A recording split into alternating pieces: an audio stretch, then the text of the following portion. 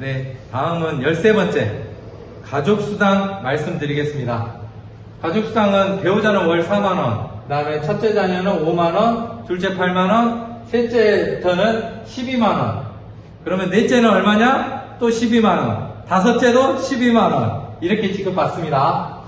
그리고 부양가족이 있는 경우에는 어쨌든 주소지를 같이 하는 경우에는 월 1인당 2만원씩 추가 지급받게 된다. 이 말씀 드리겠습니다.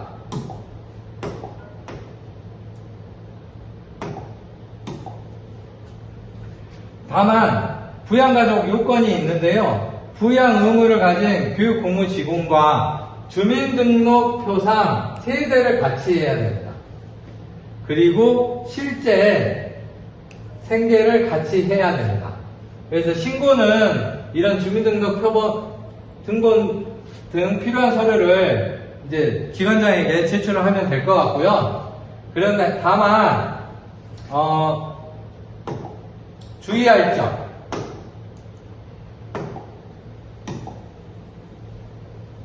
많이 이제 빠뜨리기도 하는데요. 지급 시기, 출생은 이제 생년월일을 기준으로, 결혼도 역시나 혼인신고일을 기준으로 이렇게 보시면 될 것 같고요.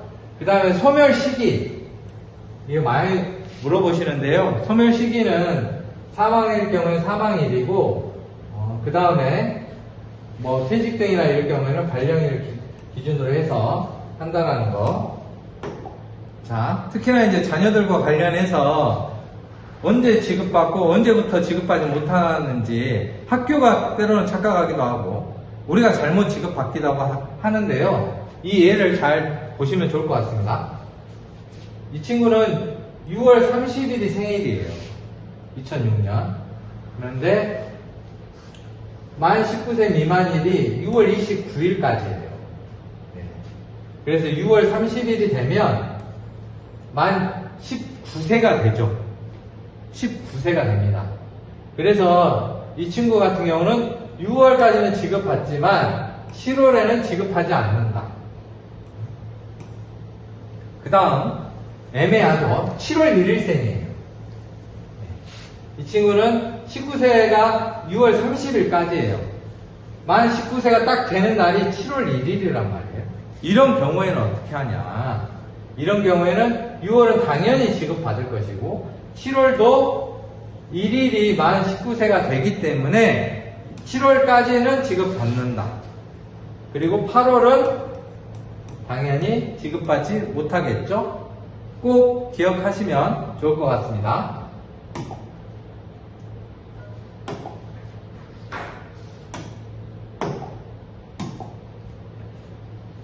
그 다음에 유의할 지점입니다. 가끔 가족수당을 이중 수령하는 경우가 있어요.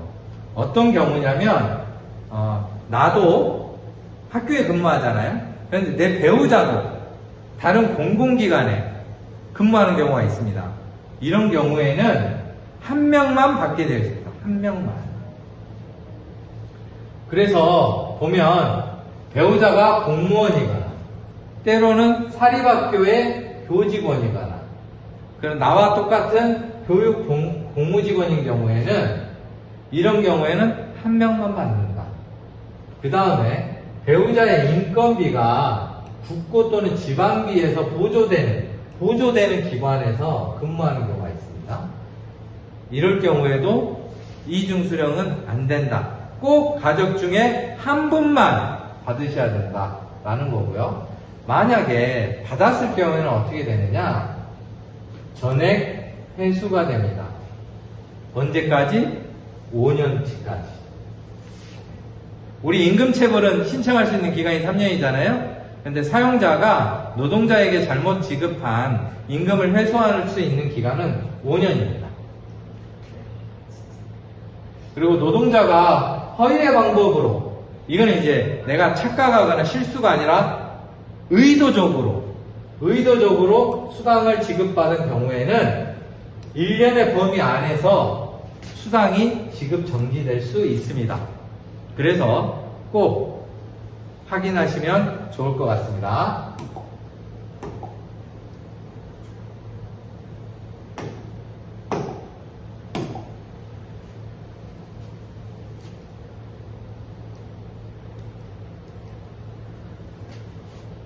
다음은 정기상여금과 관련된 내용입니다. 우리는 연 100만원, 1월에 50만원, 7월에 50만원 지급받죠. 주 40시간 미만 노동자들은 근무시간에 비례해서 지급받습니다. 모든 명절 휴가비는 8시간을 근무하든 4시간을 근무하든 다 똑같이 지급받지만 상여금만큼은 근무시간에 비례해서 지급받는다. 그래서 급식보조나 통학버스 안전지도사, 돌봄, 늘봄실무사, 사감 이런 분들은 자기 근무시간에 맞춰서 비례해서 상여금도 지급받는다. 그래서 대표적으로 급식보조가 4시간이잖아요. 4시간 근무자입니다. 4시간 근무자는 상여금을 얼마 받느냐?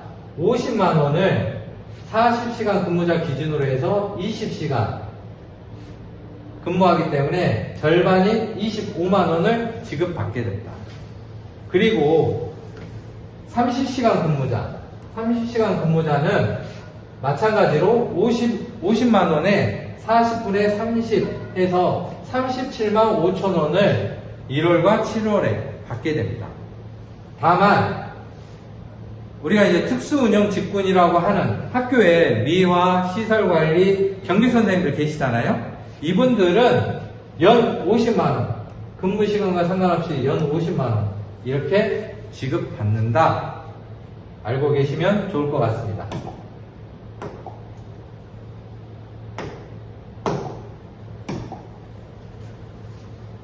다만 상여금 지급받는 데 있어서 조건들이 있습니다.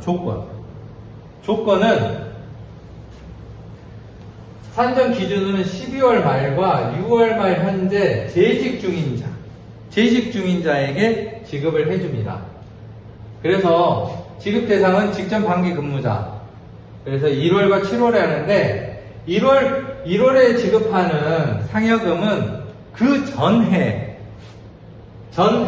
7월 1일부터 12월 31일까지 근무를 했을 경우에 그 다음 해 1월에 지급한다. 그 다음에 7월 상여금은 해당 연도에 1월 1일부터 6월 30일 날까지 근무한 걸 기준으로 해서 지급을 한다라는 겁니다. 일례로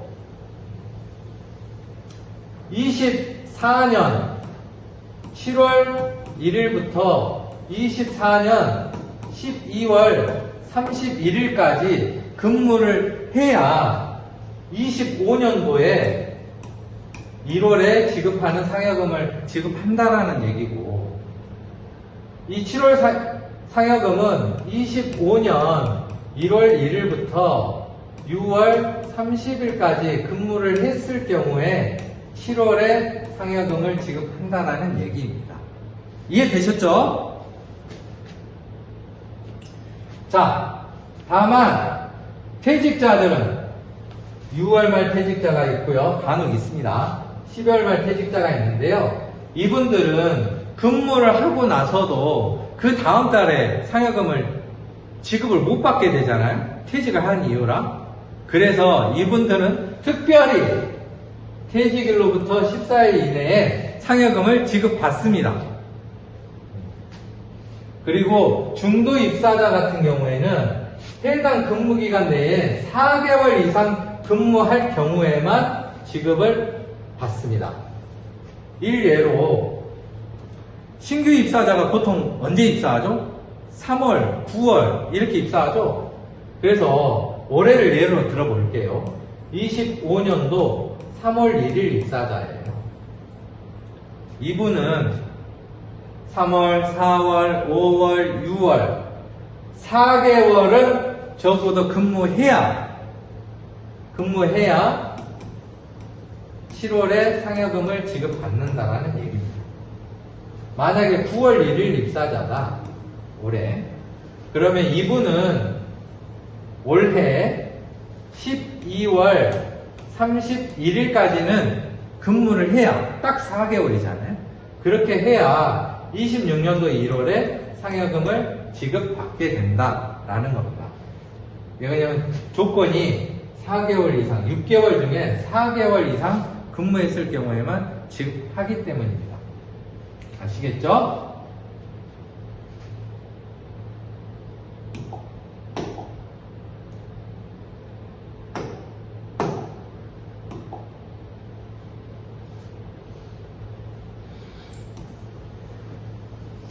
그 다음은 원격지 근무수당입니다. 전국에 그러면 이 수당을 받는 사람이 있냐? 라고 하면 아주 극소수 있습니다. 섬에서 근무하시는 분들.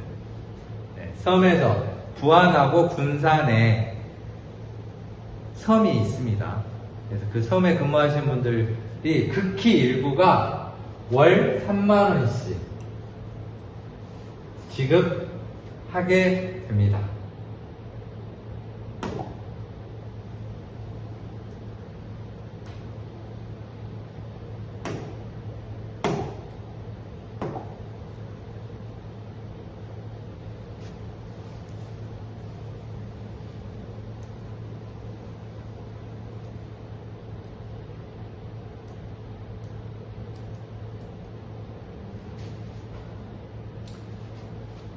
다음은 퇴직연금제도와 관련해서 말씀드리겠습니다. 다들 관심 많으시죠? DC냐, DB냐, IRP냐 이런 여러 가지 퇴직연금 제도와 관련해서 있다는 건 알고 계실 텐데요. 이 차이가 뭐냐라고 물어보신 분들이 신규 입사자들 중심으로 해서 많이 있습니다.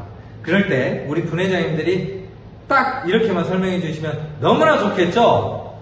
자, 확정급여형을 DB라고 합니다.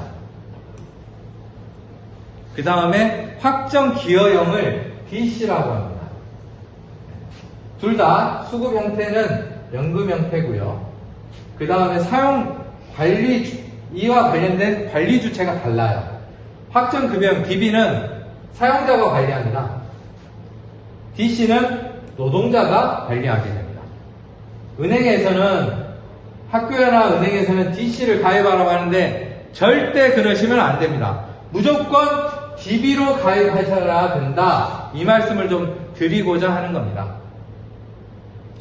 참고로 DB는 투자 선택에 따라서 원금이 보장되지 않더라도 손실은 사용자가 보전합니다. 그렇기 때문에 안정적인 퇴직금이 확보가 된다는 거예요.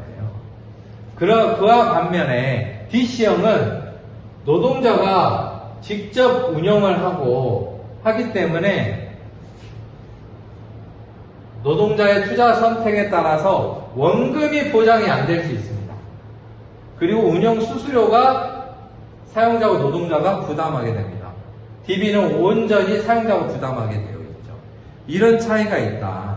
그래서 우리가 경제가 엄청 좋은 화랑기라고 하면 예전에 90년대 초중반처럼 IMF 이전에 대한민국 경기가 가장 좋았을 때 이럴 때는 확정기여형 이런 DC형이 유리했겠죠.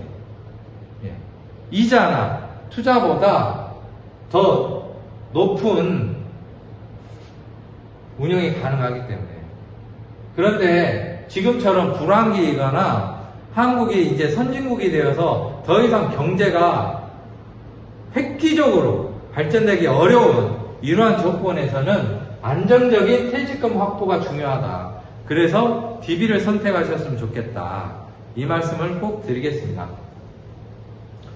학교에서 특히나 신규 입사자들에게 1년이 이제 다 되어 갈 때쯤 퇴직연금이 이제 적립해야 되니까 선생님 DC로 하실 거예요? DB로 하실 거예요? 스쳐 지나가듯 물어본 경우가 있습니다. 그럴 경우에도 꼭 까먹지 말고 DB로 해주세요 라고 얘기를 하셔야 됩니다. 그리고 DB로 했는지 또 직접 확인이 필요합니다. 학교가 잘 못 알아듣고 DC로 가입한 경우가 있기 때문에요. 그 말씀을 드리겠습니다. 그리고 마지막으로 그 차이도 있습니다. 확정급여형은 안정자산을 위주로 많이 투자를 합니다. 확정기여형은 오히려 조금 더 위험이 높은 이런 자산에 투자하는 경향이 높습니다. 그렇기 때문에 이런 안정적인 퇴직금 확보를 위해서는 반드시 DB가 유리하다는 것, 현재 경제 조건에서는, 경제 상황에서는 DB가 유리하다는 말씀을 드리겠습니다. 우리 임금에 보면 통상임금에 들어가는 수당과 평균임금에 들어가는 수당이 차이가 있습니다. 임금을 보시면 기본급부터 명절 휴가비까지는 통상임금이든 평균임금이든 계산할 때 들어갑니다. 다만 가족수당과 맞춤형 복지비는 그 어떤 산식에도 들어가지 않아요. 정기상여금도 명절휴가비와 정기상여금은 작년 12월 19일 대법원 판결에 의해서 들어가게 된 거죠. 올해부터. 근데 연장야간 휴일 노동수당은 통상임금에는 들어가지 않지만 평균임금에는 들어간다. 그 다음에 연차유급 휴가 미사용수당, 우리가 통상 얘기하는 연차수당. 연차수당은 통상임금에는 들어가지 않지만 평균임금에는 들어간다. 이 차이에 의해서 약간의 액수 차이가 발생한다. 이 말씀을 드리겠습니다.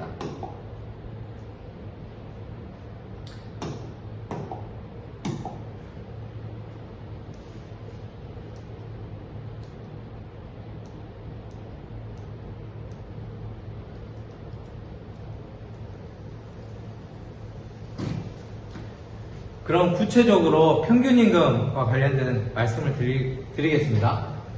평균임금은 어디에 쓰느냐? 퇴직금과 휴업수당을 계산할 때 사용합니다.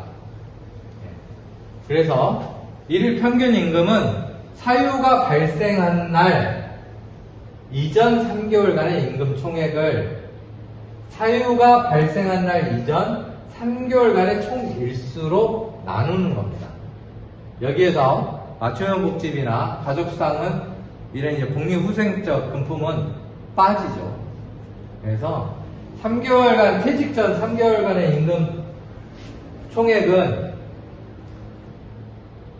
사유 발생일 이전 퇴직 전 3개월간의 월정 임금 총액과 사유 발생일 이전 3월간의 월단위 비월정 임금 총액과 사유 발생일 이전 1년간의 연단위 임금 총액을 12분의 3으로 나누는 겁니다.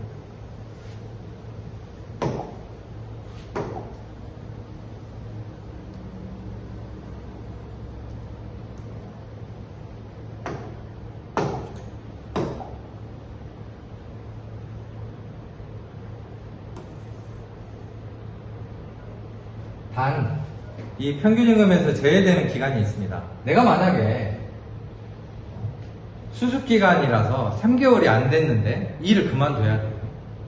이런 경우에는 어떻게 되느냐? 3개월로 계산하면 안 되겠죠? 딱 일한 날짜만큼만 한다는 얘기입니다.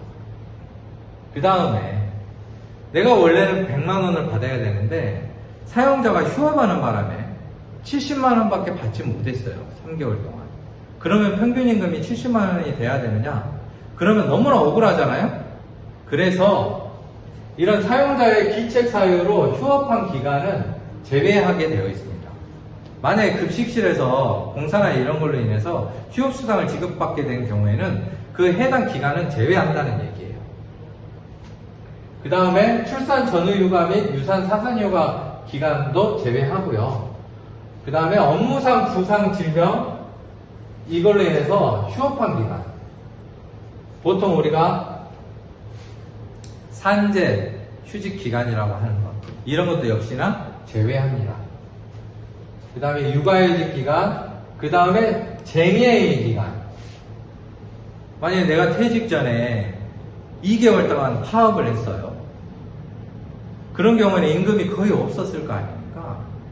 그렇게 되면 파업한 기간까지 평균임금 계산식에 넣어버리면 너무나 평균임금이 낮겠죠. 그래서 이런 쟁예의 기간의 임금은 평균임금 계산식에서 빠진다 라는 겁니다.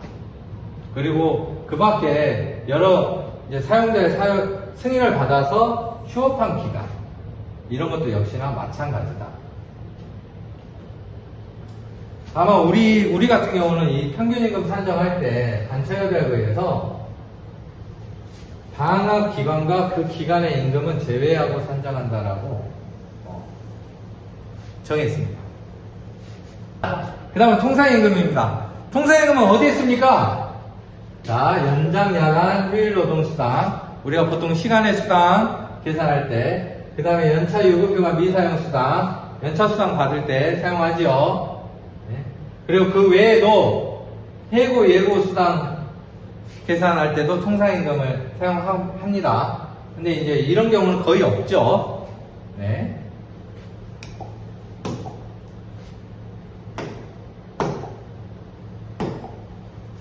자, 근데 작년에 아까 잠깐 말씀드렸다시피 명절휴가 보존금과 상여금이 이 통상임금의 계산식에 산입이 된다라고 했잖아요. 그때부터. 그래서 우리로 보면 작년 12월 18일까지의 통상임금과 12월 19일부터 12월 31일까지의 통상임금, 그 다음에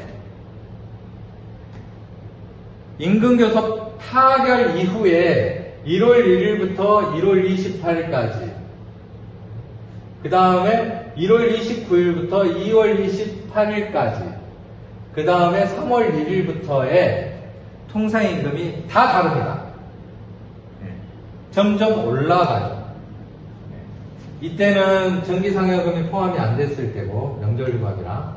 그렇기 때문에 11,392원이었단 말이에요. 그러다가 이게 포함되면서 12,469원으로. 그 다음에 여기에서 내가 근속도 1월에 올랐어요. 가정했을 때. 이분은 올랐기 때문에 또 한 번 더 오릅니다. 거기에 더해서 설에는 뭐가 있어요? 설 명절 휴가 보존금이 있겠죠. 그래서 약간 명절 휴가비 오르면서 또 오릅니다. 그리고 3월 1일이 되면 기본급이 또 오릅니다.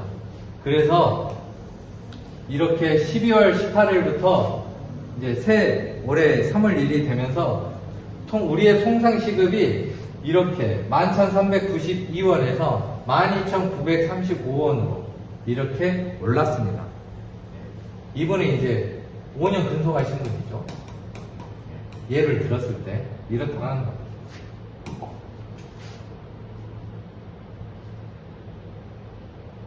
그래서 이거는 수식어로 적어놨으니까요. 혹시나 자료는 또 배포할 테니까 한번 자기 거에 대입해서 계산해 보시면 좋을 것 같습니다.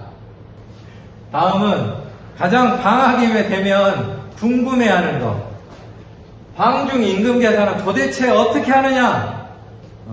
요즘 이제 많이 알고 계시긴 합니다만 그와 관련된 말씀을 드리고자 합니다.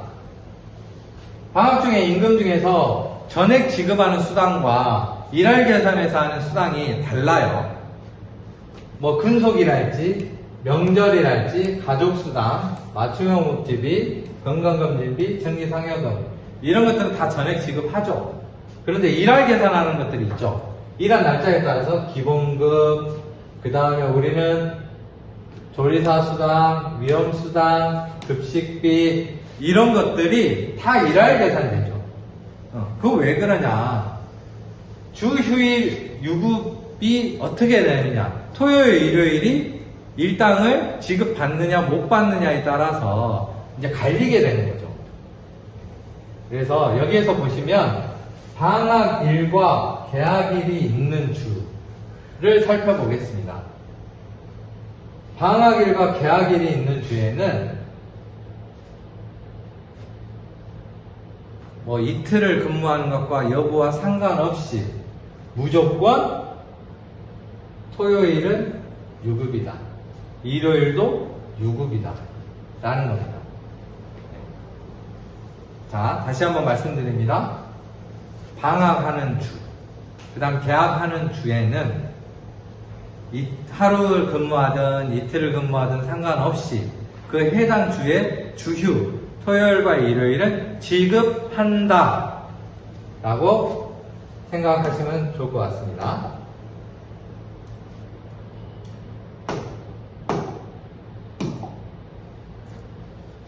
이제 가장 혼란스러운 것은 방학 중에 청소나 이런 일로 이제 우리가 학교를 출근하기도 하잖아요. 이럴 경우에는 임금을 도대체 어떻게 계산하느냐. 여기에서 보시면 방학 중에 주휴일이 유급이면 토요일 유급이고 주휴일이 무급이면 토요일 무급이다. 그러니까 일요일에 그 해당 주에 이틀 이상만 근무하면 토요일과 일요일은 유급이다. 이 얘기를 너무 복잡하게 써놨죠. 일주일에 해당 주에 이틀만 근무하면 토요일과 일요일은 유급이다라는 겁니다. 이번에 조금 바뀐 게 있습니다. 그전에는 15시간 이상 근무하면 해당 주에 15시간 이상 근무하면 주휴수당을 지급한다 이렇게 되어 있었는데 올해부터는 단시간 근무자들도 7시간 근무자는 14시간 4시간 근무자는 8시간 이상만 이틀만 근무하게 되면 그 해당 주에 주휴수당을 지급하는 것으로 바뀌었습니다.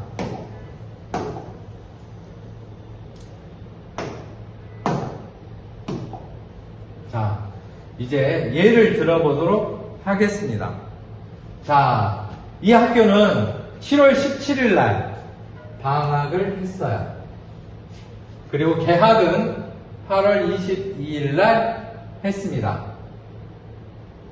그래서 방학 기간은 7월 18일부터 8월 21일까지입니다. 이 학교는 이렇습니다.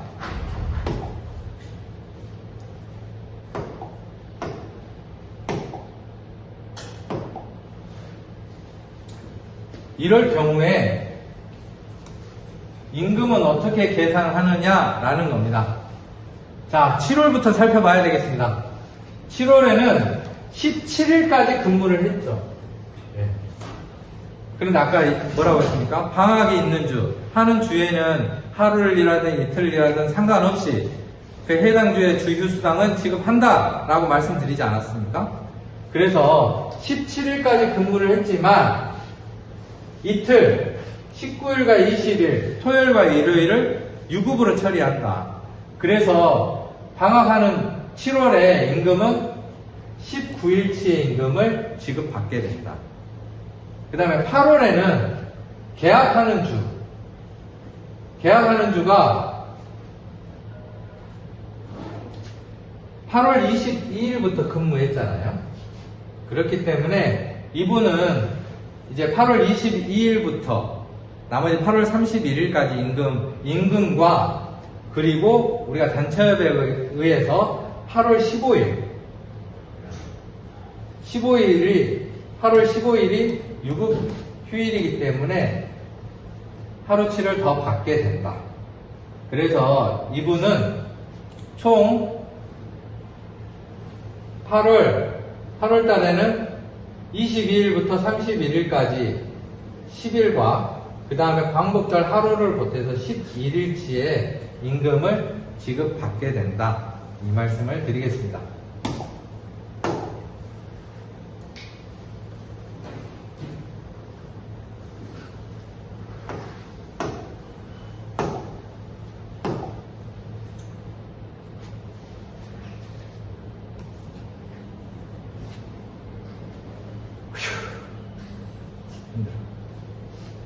자, 또 다른 예를 보도록 하겠습니다.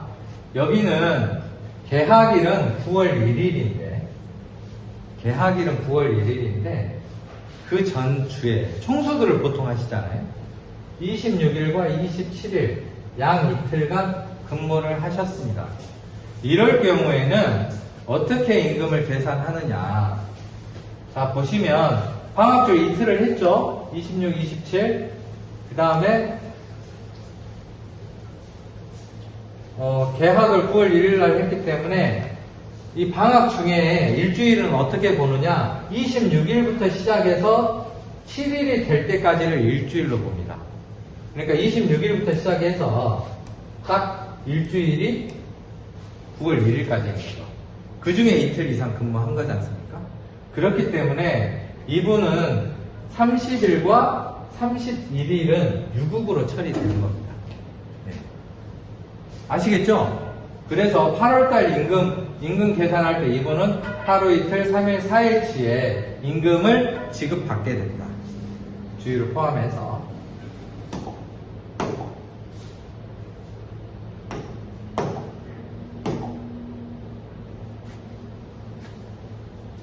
자, 이번에는 조금 안타까운 예입니다. 이분은 방학 중에 9월 1일이 계약일인데 띄엄띄엄 22일과 29일을 근무한 거예요. 그러면 그 사이에 낀 23일, 24일 주휴를 지급하냐? 못 받죠. 왜 그럴까요? 22일 날 방학 중에 22일부터 첫 근무를 했기 때문에 이때부터 일주일인 28일까지 근무가 하루밖에 없는 거예요. 그렇기 때문에 23일과 24일 날 주휴수당을 지급받지 못하게 된 겁니다. 가끔 이런 경우가 있죠.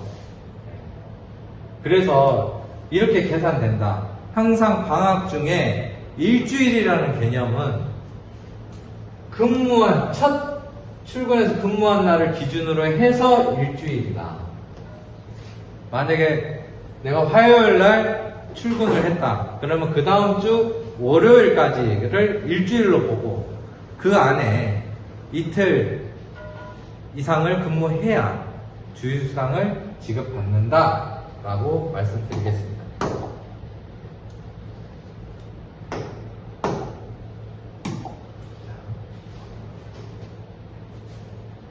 그 다음은 아주 좋은 예입니다.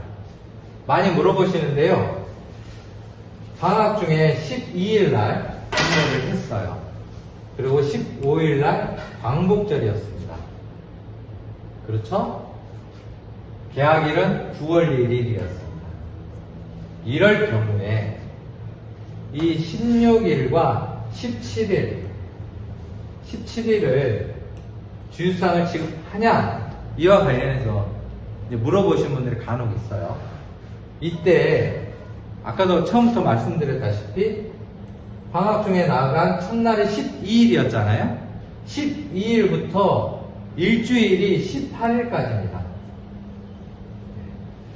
그런데 봤을 땐 근무일이 하루밖에 없잖아요. 그럼에도 불구하고 16, 17일 날 주휴를 지급하게 됩니다. 그 이유는 15일 광복절 때문이에요. 광복절은 출근과 관계없이 유급 휴일이고 그리고 출근으로 간주합니다. 출근으로 간주하기 때문에 이틀을 출근한 것으로 보고 16일과 17일 모두 유급으로 처리해서 주휴수당을 지급하게 된 것입니다.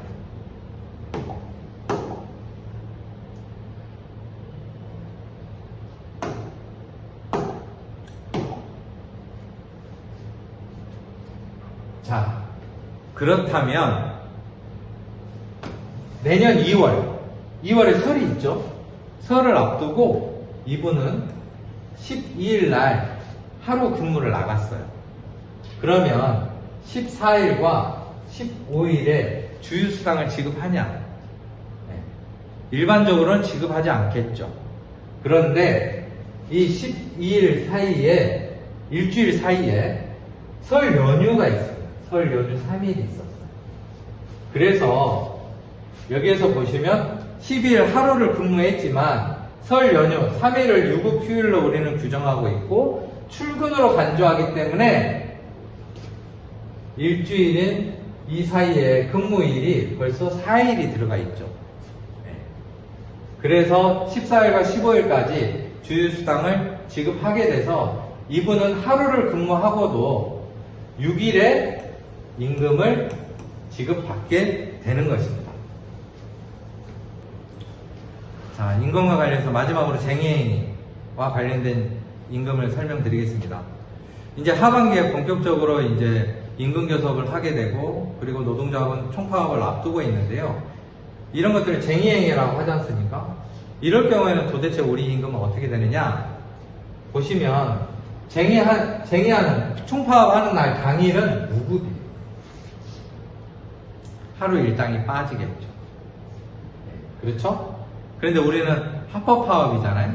합법 파업이기 때문에 토요일을 주휴일 지급과 관련해서는 영향을 주지 않습니다. 그래서 하루를 파업하든 이틀을 파업하든 3일을 파업하든 전혀 주휴수당에 영향을 주지 않기 때문에 파업을 하면 뭐만 까진다? 내 임금. 다만 통상임금으로 까집니다. 일당만 까지는 게 아니라 근속이나 위험수당과 같이 통상시급에 들어가는 수당까지 포함해서 일할로 까지게 된다. 너무 저렴한 표현인가요? 까진다? 네? 그래서 쟁행위를 하더라도 실제 주휴에 영향을 주지 않기 때문에 마음 놓고 파업을 함께 하셨으면 좋겠다. 이 말씀 드리면서 오늘 임금과 관련된 모든 내용은 설명드렸습니다. 감사합니다.